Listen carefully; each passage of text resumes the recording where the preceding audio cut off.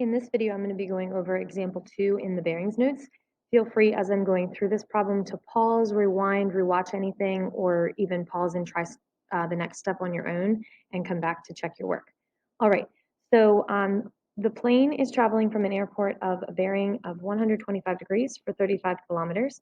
Then we're changing direction and going in a bearing at 70 degrees. So when I set this up, 125 is going to be headed in the south direction because it's just over 90, whereas the change of direction is headed 70 degrees, which is more in a north direction. So just kind of thinking strategy as to how I want to start my picture here. So I'm going to start over here with a compass. And if this is where the airplane is currently, the direction is 125 degrees off of north. So 125 minus 90, that means it's 35 degrees below the east line. So I'm going to start by drawing this in, knowing that this is 35 because the full angle from north to here would be 125. Okay. Now that was 35 kilometers. And we're going to redraw in our compass because now we are changing direction and we're going 70 degrees from north. So that's only 20 degrees off of the east line, and this time we're going 40 kilometers. So this measure is 70, whereas this measure would be 20. Now at the end of the journey, we want to know how far the plane is from the airport and at what bearing we need to travel to return home. So I'm going to draw in the connector from the airport to where the plane is currently. So this is our X that we need to find. And then if we sketch in a compass, we need to know the bearing, but the bearing, remember, measures off of north, so we have to go the whole way around to here. Okay? All right. So now where to start this thing? So the first thing to note is, again, we want to be able to work with right triangles. In problems we've had before, we've been able to either build a right triangle with the triangle that's drawn, as the one we see here, or we've had to kind of think outside of the box, or triangle in this case, and build right angles from there. So for this one, just to start adding some things in, we would know from the picture that this little angle here would be alternate anterior to our 35 from the airport angle, which means this angle is 55, and that means we're not working with a right triangle. So we can't work with right triangle trig inside. So what I'm going to do is start by extending my cardinal direction lines. We've got a right triangle over here. I'm going to do the same thing on this side. I've got a right triangle now over here. And if we kind of enclose the shape, we can make one big rectangle. And then we also are going to end up with a tiny little sliver of a right triangle across the top.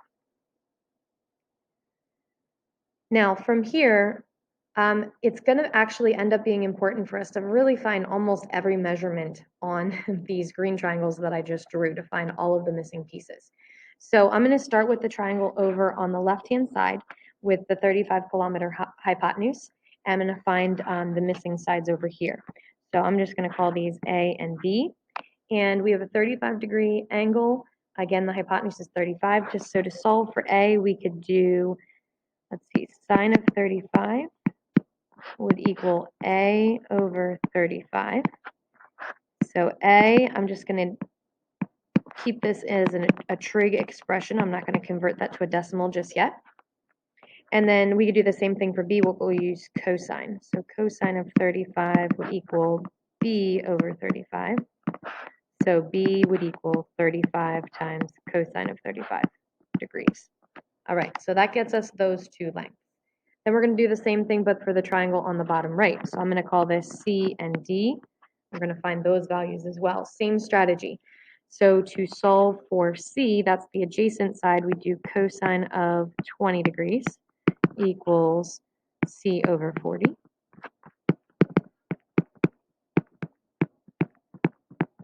And to solve for D, we need to use sine because D is the opposite of 20. So D equals this expression. All right, so that gets us all four of those parts. Now from here, the thing to keep in mind is that across the very, very top, so working that out, what that allows us to do is we can help solve for x, because x is the hypotenuse of that little teeny tiny triangle across the top. So in order to get the hypotenuse, I either am going to need to build an angle in there, or I'm going to need to find the other two sides so I can do Pythagorean theorem. And actually, I think we'll do the Pythagorean theorem. So note that across the top, this leg that looks super close to the hypotenuse is going to be the expression b plus c. So that would be 35 cosine of 35 plus c was 40 cosine of 20.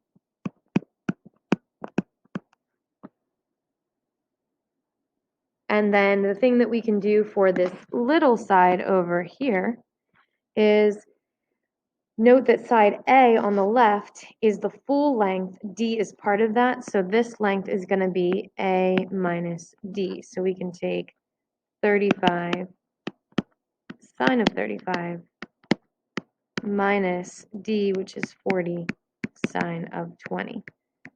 And at this point, I would probably convert both of those expressions to their rounded value. What you should find is that across the top, when you type all of that in, we are getting approximately 66.3.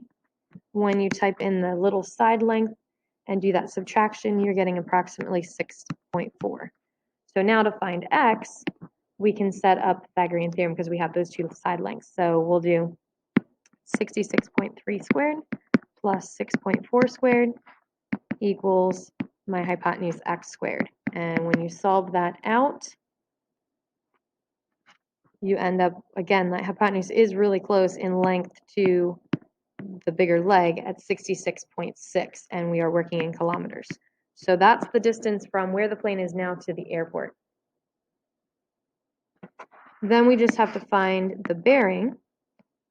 And in order to do that, now that we have the little triangle on the top, we can actually find the angle from this kind of bigger angle up here using the tangent expression. So I'm gonna call that angle alpha, and I'll do tangent of alpha equals 66.3. The opposite over the adjacent is 6.4. And we find out that alpha is 84.5. And what we need to know now is that the full circle from north all the way back to north is 360. So if we take 360 minus 84.5, we get that theta, the directional bearing that we needed, would be 275.5 degrees. So we needed 66.6 kilometers and 275.5 degrees for the bearing.